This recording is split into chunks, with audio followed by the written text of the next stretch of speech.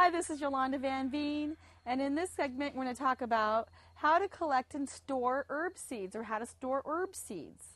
Now, I've got all types of herbs in my herb garden, and a lot of them are still blooming and some have turned to seed. So the trick with collecting seeds is to wait for them to turn to seed, because a lot of times when they're in the middle of blooming you want to save them, but then they're not have turned to seed and they won't make it for the next year.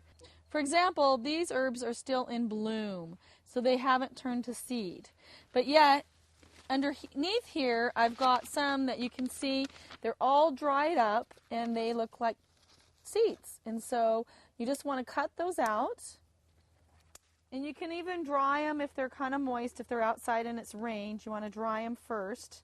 Or you can put them right into a paper bag or a shoebox, or a manila envelope, or I like to save them right into an envelope. And so you can separate them from the plants and put all the seeds separated and cut it up, but I just like to leave them whole. And then the next spring, as soon as it's done freezing and the nights are warming up a little bit, turn around and plant them back out. And then you can start new areas, or you can put them in containers, but it's really easy to collect herb seeds.